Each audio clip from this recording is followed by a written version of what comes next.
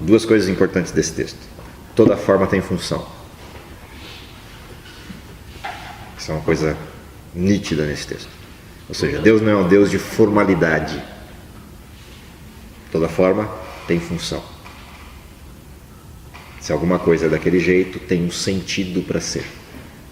Mas espera aí, a oferta do Caim não estava de acordo com o que está padronizado. Bom, se tem um padrão e a oferta dele não está de acordo, o que Deus chega ali para ele e diz: se você proceder bem, não há razão para você não ser aceito. Qual é a briga de Caim? O que seria proceder, cara? Se você não proceder? Eu tinha dois formatos de oferta. Um formato que era de Deus, outro formato que era de quem? De Caim. Percebe que o ponto de chegada dos dois era igual? O altar e o sacrifício. Portanto, Caim estava fazendo o sacrifício e Abel também. E sob a dimensão do que significaria o sacrifício, Caim pegou do melhor que ele tinha, como Abel também pegou do melhor que ele tinha. Qual é a diferença então dos dois? Formato. Não é o sacrifício. Modelo. Também não é o modelo. Também não. Porque Caim ofertou o sacrifício. Sim. O sentido. Também não é o sentido. O sentido do cordeiro. Deus pede, Qual é a única diferença? Deus pediu, não. É que um levou o que Deus pediu e o outro não. Aonde está a diferença? Percebe? Se eu olhasse todos os aspectos envolvidos, era exatamente o que a gente estava discutindo antes. Espera lá. Nós discutimos um monte de coisa, mas todas elas estavam voltadas para quem? O que me deixa mais confortável. E em nenhum momento nós discutimos o quê? O que Deus quer. Se culto e adoração está voltada para o objeto da adoração, então é o objeto que me responde o que ele quer. Quando eu estou no louvor, é o inverso. Deus não me diz como eu louvo. Eu louvo como resposta a algo que Deus me fez. Portanto, o louvor é meu, não é de Deus. E por isso Deus aceita se o coração do louvor é legítimo. Mas quando eu adoro, é o inverso. Tem que adorar dentro do foco. A adoração, o foco é quem está sendo adorado e não eu. Portanto, eu me moldo a partir da referência. Quando eu louvo, é o inverso. Ele fez algo por mim e eu estou retribuindo em louvor. Portanto, Deus aceita o meu coração. Quando eu adoro, não. Quando eu adoro, eu estou reconhecendo a minha pequenez e o tamanho dele. Portanto, inverti o foco. É isso que estava acontecendo aqui. O sacrifício era uma adoração. Adoração por quê? Porque eu sou pecador e estou reconhecendo que eu não tenho salvação. E a salvação está em quem? Em quem eu estou adorando. E por quê? Porque ele decidiu morrer por mim. Portanto, ali o sacrifício não é louvor. O louvor acontece imediatamente após o sacrifício. Quando eu saio de lá salvo, eu saio de lá como? Cantando e louvando a Deus. Mas o sacrifício é o inverso. Eu não estou indo lá cantando e louvando a Deus. Eu estou indo lá contrito, adorando a Deus, porque eu estou morto no meu pecado. O que Caim não fez? Caim não reconheceu que era pecador. Ele falou, não, a oferta é do meu jeito. Deus que aceite. Entendeu a inversão que aconteceu aqui? Então como que a gente deve adorar? Beleza, agora a gente está perguntando. Bom, quem é que tem que responder isso? Eu? Você? Ou qualquer outro? Não, quem tem que responder como é que eu devo adorar? Aquele que é adorado. Ele tem que me responder isso. Quando ele me responde isso, eu encontrei o fenômeno correto. Porque eu estou fazendo adoração e não louvor. Mas agora a pergunta mesmo, como que eu devo adorar? Vou responder isso quando a gente terminar o capítulo. Tá? Senão a gente não encerra o capítulo. Mas o desenho de adoração está em Isaías 6. Até surgiu, acho que a pergunta umas 2 sextas-feiras atrás, eu acho. Exatamente por causa dessa mesma discussão. Aí lá a gente... Isaías 6 é o desenho do perfil de adoração. Que é um desenho de alguém que chegou no trono de Deus diante do trono. E aí ele descreve tudo o que aconteceu ali. Moisés, foi passando e eu esqueci de perguntar. Seguinte, aqui não há uma passagem de tempo. Mas eu creio que eles aqui, né, quando isso aconteceu, já fazia muitos anos que eles faziam. Sim. Isso. Sim, o primeiro sacrifício acontece na saída do Éden, né? Deus mata 2 cordeiros e faz a roupa dos 2, e a partir... Foi criado essa rotina e sim. eles faziam. Sim. Então isso daqui foi uma revolta deles. Sim, Um sim. dia eles falaram, Uma rebeldia. Vou mudar e eu quero ser do meu jeito. Vai ser do meu jeito, é rebeldia. Se a gente saísse disso aqui e fosse ler esse texto no livro Patriarcas e Profetas, você tem o cenário inteiro. Mas de qualquer forma aqui já tem um desenho fácil de você perceber. Por quê? Porque Deus retorna para ele dizendo o quê? Você já sabia que não ia ser aceito. Você não procedeu direito. Você não fez o que era para ter feito. Por isso eu não posso aceitar. Ou seja, não vai cair fogo do céu e queimar a sua oferta, porque eu não pedi fruta. Por mais que eu goste delas e tenha dado elas para você. Frutas eu dei para você. Agora, para salvar do pecado só tem um jeito: derramamento de sangue. Porque não tem salvação do pecado que não implique na morte do cordeiro. E não é esse cordeiro só. É o que ele representa. Não tem forma sem função.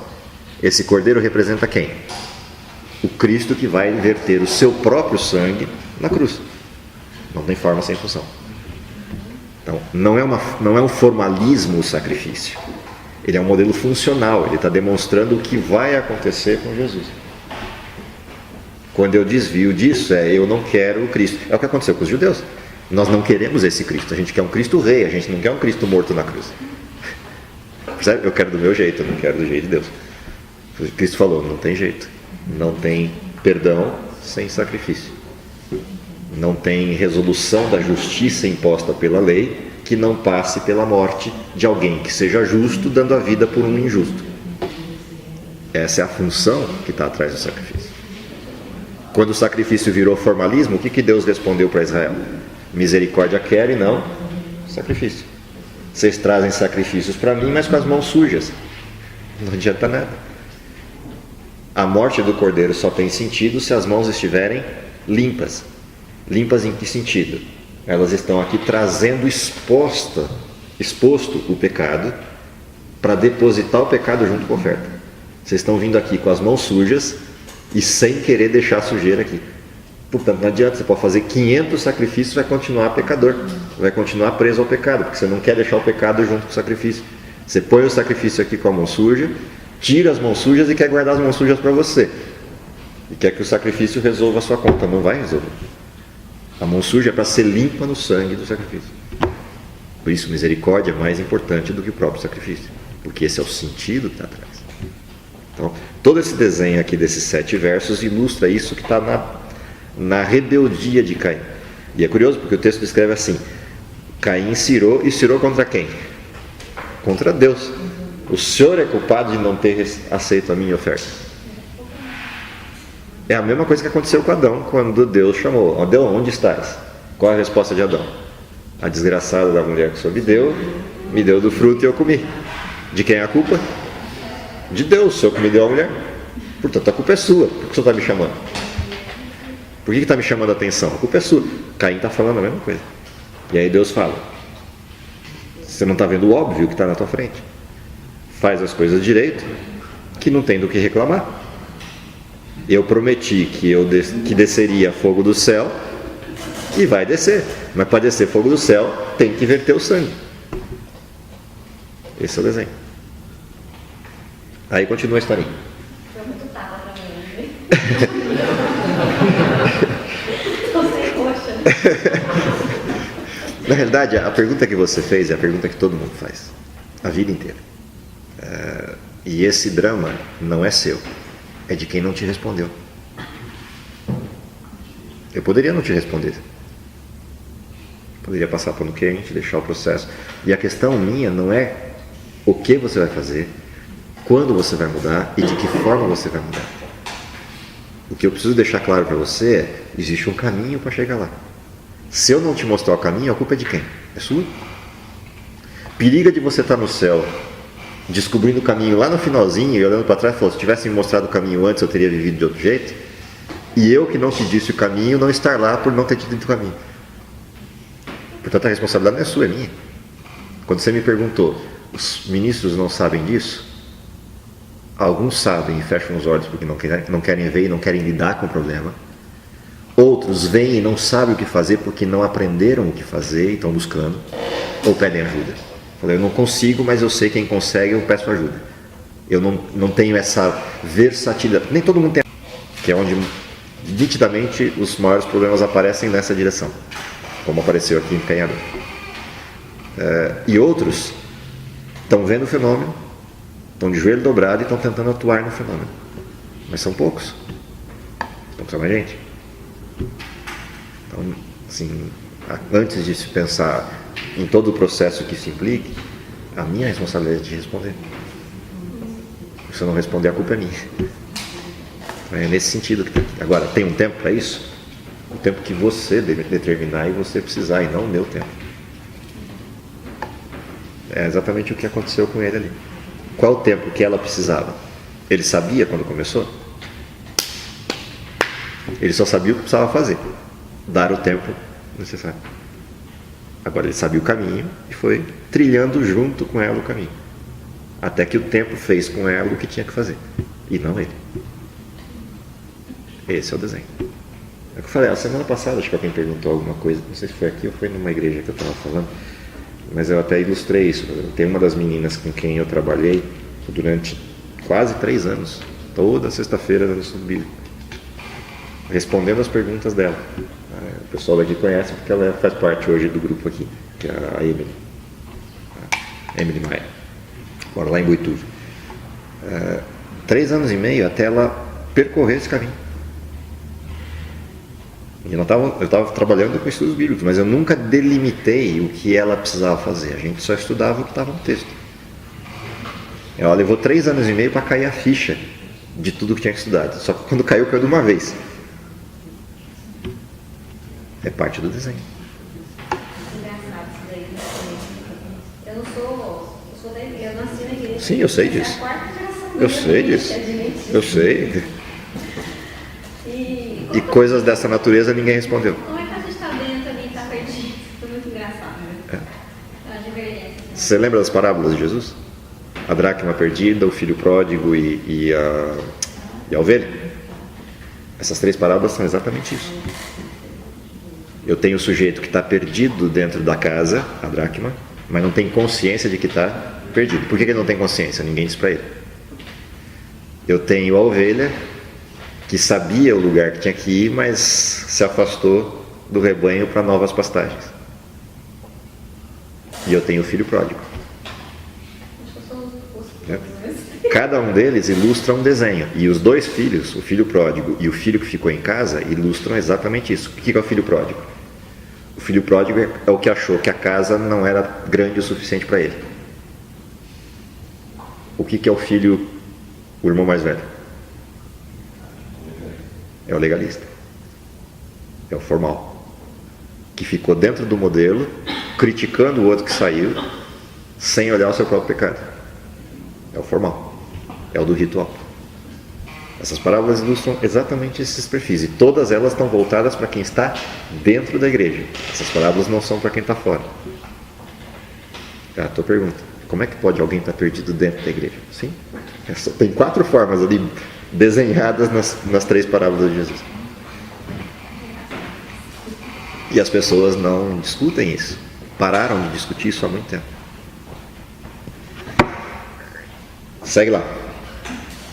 Para onde foi a historinha de Caim e Abel?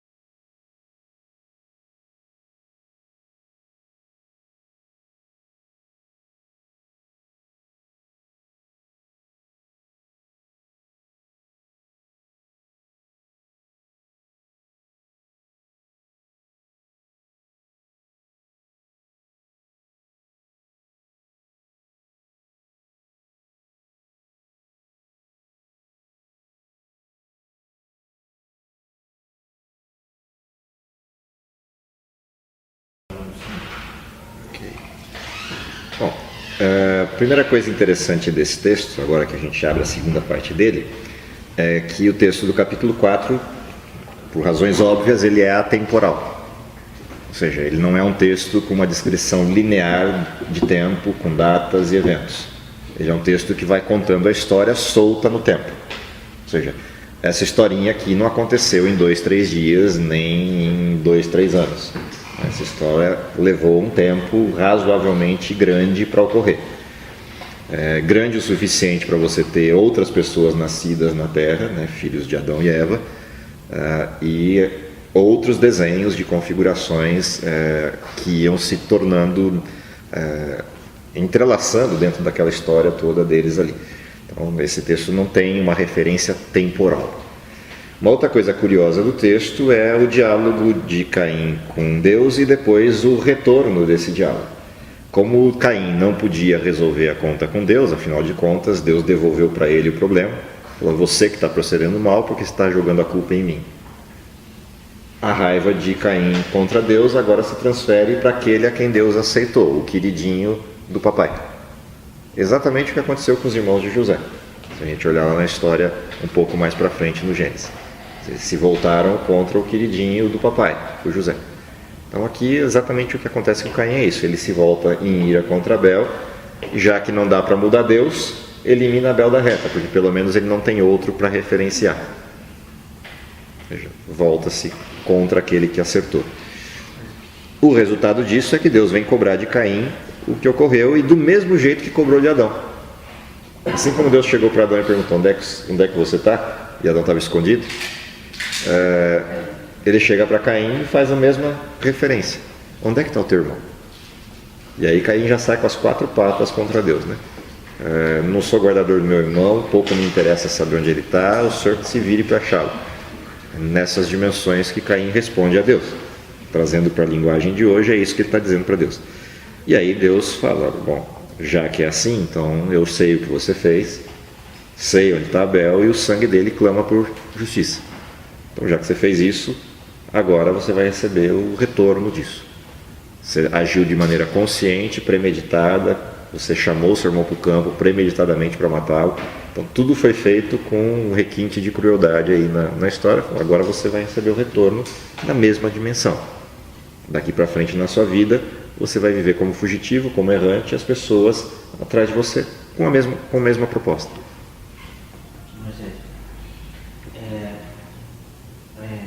Nessa época, né, Deus autorizou o irmão para habitar com a irmã para formar o povo na terra, né?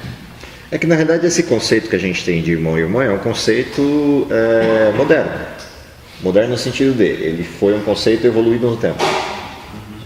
Essa ideia de irmão e irmã como uma relação impeditiva, afetiva, ela é uma estrutura que aparece bem mais para frente no tempo, fruto de outras questões que não a criação de Deus.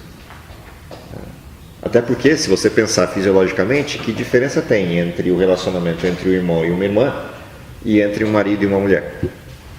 Esquece as questões das neuras morais. Pensa só no ser humano, como ser humano. Tem alguma diferença? É um homem e uma... Na questão hoje, para Deus, o irmão e uma irmã. Então vamos lá. Aí isso você tem a sequência da história do pecado. Então quando você tem a sequência da história do pecado, é que esses processos mudam. Mas eles mudam por quê? Por causa do pecado e não por causa de Deus. Para Deus não faria a menor diferença continuar tendo esse tipo de relacionamento. Faz diferença para quem? Para o ser humano que se meteu no pecado. O pecado degenera a raça humana. E ao degenerar a raça humana, ele começa a produzir efeitos colaterais. O primeiro efeito colateral que você tem disso está na genética. Isso teve um período, por exemplo, sei lá, até Tem, você vai começar a perceber na Bíblia referências diretas disso depois do dilúvio. Depois do dilúvio, os casamentos já não se dão mais entre parentes diretos. Sim, irmãos e irmãs. Começam a se dar entre primos, mas presos às mesmas famílias, para manter a integridade do povo. Vai mudando o tempo e você vai vendo isso abrindo. Nos dias de hoje, por que não se relacionam pessoas muito próximas? Primo com primo direto? Genética. A questão é só essa. Mas é por isso que Deus falou também que o homem é veneno. Sim. Também isso já era parte do Sim, se você vê depois do dilúvio, isso é parte do processo de degeneração humana. Quer dizer, o próprio encurtamento da vida que acontece fruto dessa situação pós-dilúvio é misericórdia de Deus. Porque o número de doenças prolifera em nível cada vez maior e um aumento de vida é um aumento de desgraça. Ele permitiu comer a carne, né? Na verdade, ele permitiu comer a carne por não ter outra alternativa no processo do dilúvio. O ser humano gosta da história e não para de comer, e aí o resultado é enxugamento da vida. Nada que Deus não pudesse resolver, mandando maná e tal, mas ele deixou mesmo eles comerem a carne porque isso Ele não impediu. Isso era um modo já de diminuir a Se o ser humano continuasse fazendo isso, a misericórdia de Deus se manifestaria inclusive no encurtamento da vida. Ou seja, sofreria menos. Essa é a realidade. Pensa Adão assistindo por 930 anos a desgraça que o ser humano se tornou. Vendo essa situação aqui dos filhos dele, falando, eu vou matar mais gente para ser mais vingado do que Caim. Já que Caim matou um e 7 vezes está o processo sobre ele enquanto proteção, eu vou matar uma dúzia já que já resolve o problema e eu vou ser mais vingado do que Caim. Quer dizer, a deturpação completa do gênero humano na 3ª geração. E Adão assistindo isso por 930 anos, essa degeneração completa. Então não tem sentido viver assim. Eu nunca li nenhum texto que tenha sugerido isso diretamente, mas eu sempre entendi que Deus não aprovaria uma relação entre pais e filhos. A Sim. lógica de irmãos é a mesma. Sim. Na realidade, a questão de pais e filhos, ela tem outra natureza, que é a natureza do respeito, do vínculo direto. Tá? Não é nem a questão fisiológica e no padrão. É a questão, de fato, de hierarquia manifesta. Então, eu tenho um pai e uma mãe que geraram filhos. Os filhos entre si estão em nível igual, mas o pai e a mãe não estão em nível igual ao filho. Então, tem uma relação de aprendizado aí listada nesse processo.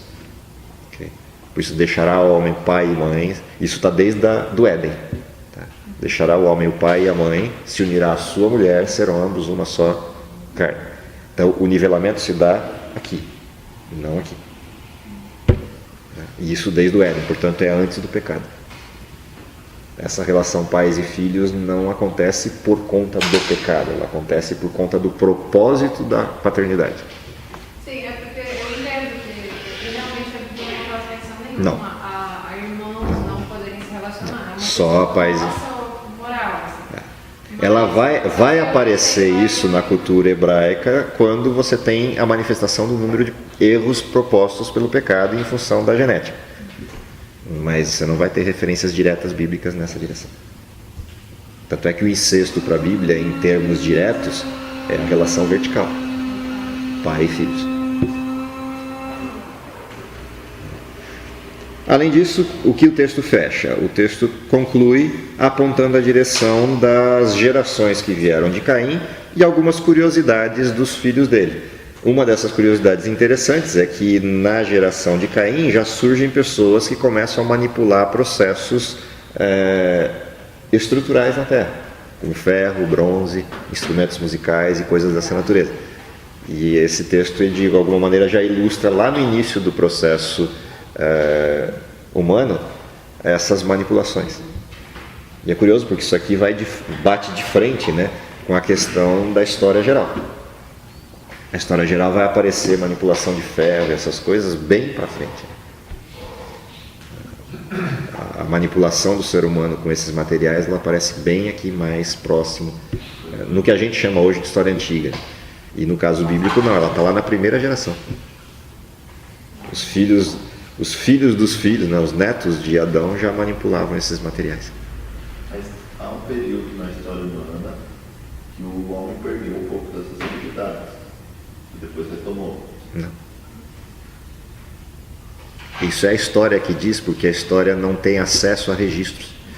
A história humana, tá, aquela que a gente tem nos livros, ela vai até quando? Ela é recente.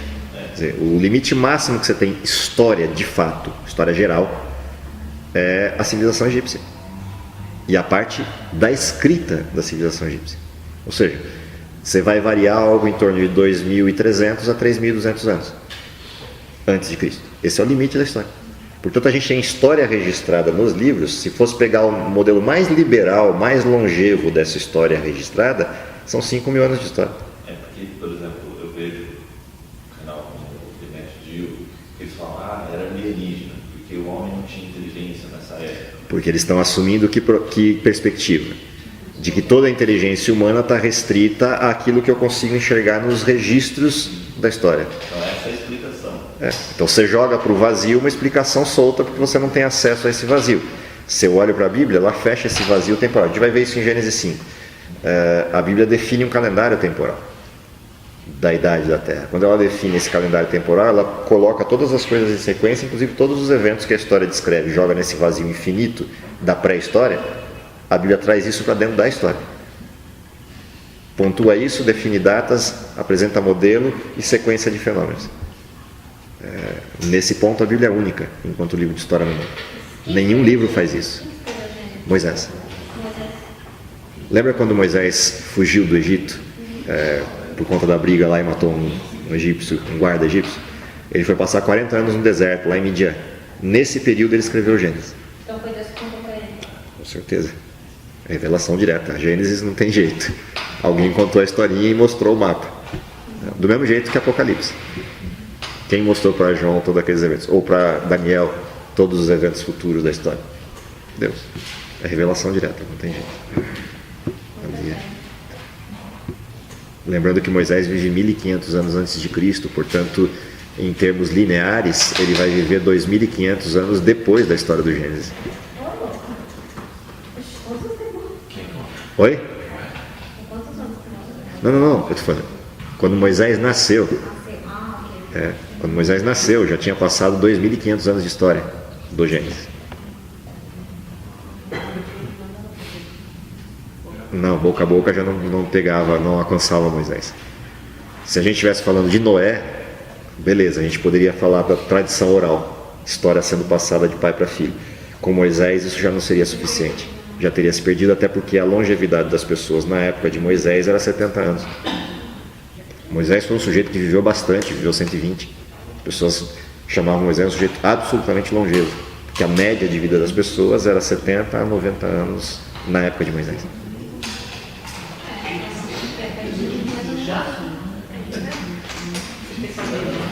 Por isso Moisés era considerado um sujeito absolutamente longevo. E não só longevo, saudável, né? Porque Moisés com 120 anos subiu um monte para morrer lá em cima. E enxergava, né? O que não era comum. Um sujeito com 120 anos enxergando e tendo todas as suas estruturas funcionais ativas. É um sujeito diferenciado aí. Será que está no nome? Oi? Será que está no nome? Tomara.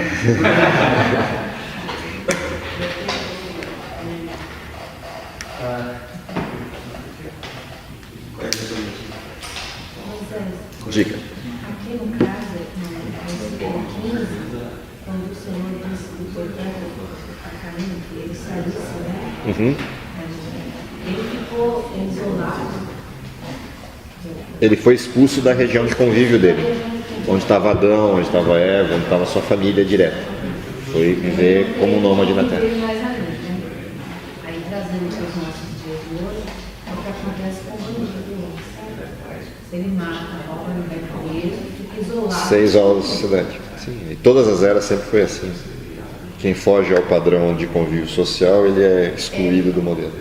Porque isso me fez lembrar que o professor Vieira Nietzsche, ele escreve sobre o direito penal e isso ele utiliza esse exemplo a descrição de gêneros aqui. Muitos dos sujeitos que descrevem a estrutura de direito penal usam esse texto, inclusive para validar a questão ética do texto no direito penal. O que é o castigo, o que é a vingança, o que é a responsabilização, o que é a postura do sujeito frente ao erro cometido. Esse é um texto interessante para discutir essas questões da ética do direito. É interessante pensar, porque assim, a gente observa que Deus tinha, né, um plano para isso. Você errou, então você tem que pagar pelo seu erro. Né? Deus nunca retira as consequências do erro no sentido daquilo que eu posso sofrer, mas Ele resolve um problema que eu não dou conta de resolver. O efeito final do erro, a morte. Esse Deus resolve. Os outros Deus não mexe. Então, mas no caso, hoje, por exemplo, uma pessoa que consegue provar a natureza, ele, de certa forma, ele também é fichado. Uhum. Tem uma ficha dele, É o caso do céu. né? Fica, e você vê que todo esse modelo que a gente tem hoje no direito, a gente está aqui. Exceto a lógica romana do direito atual. Né? Porque a lógica do direito romano é a explicitude da lei e não da justiça. No caso do direito bíblico, o centro do direito é a justiça e não a lei. Não a lei. Então a gente tem uma inversão no direito romano para atender a demanda do buraco da lei. Quer dizer, a lógica do direito romano é abrir brechas na lei. Sim. Corrupção do Senado romano. A lógica do direito bíblico é simplificar a lei para não ter brechas nela. Para não ter brechas. Então é uma lógica distinta. Aliás, esse era o meu drama no curso de Direito, né? Lecionar para os meus alunos ética cristã num curso de Direito para defender modelos de justiça, quando a palavra justiça é proibida no direito. A gente não discute de justiça em hipótese alguma no curso de Direito. Oi? Totalmente cega. A afirmação da justiça é cega é porque você não pode usar justiça no direito. No direito você só aplica a lei. É a lex pura. Apesar do direito ser subjetivo, é a lex pura. Então a hermenêutica, a exegese, toda a pragmática do direito tem que estar baseada na lex e não na justiça.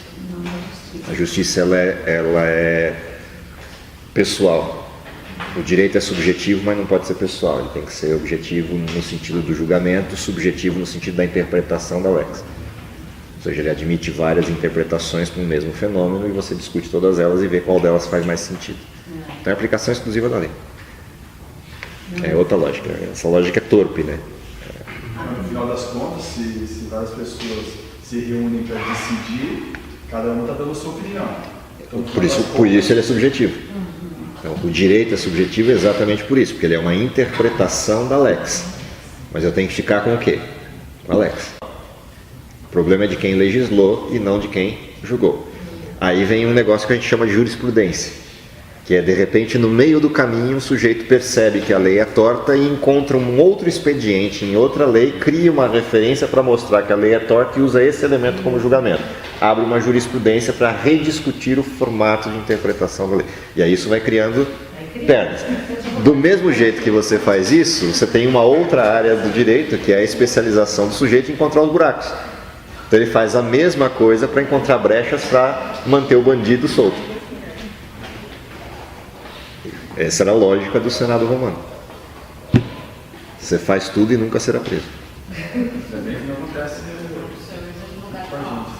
Oi? Tem que achar a falha ali para poder interpretar e... O direito não é uma tarefa fácil e, assim, é um servicinho enquanto estudo para a vida toda, né? A não ser que você vai trabalhar com as coisas mais burocráticas, né, com as coisas mais pragmáticas do direito, mas quem entrar para o direito num nível um pouquinho mais interno dele, que é o caso do direito criminal, né, a área penal, a área criminal, ali de fato é, como a gente diz, buscar cabelo em ovo, né, aquele esquema de cavar mesmo. Outra área do direito que também é bastante técnica e depende de um cavar profundo e altera toda hora é o direito tributário. Esse é terrível.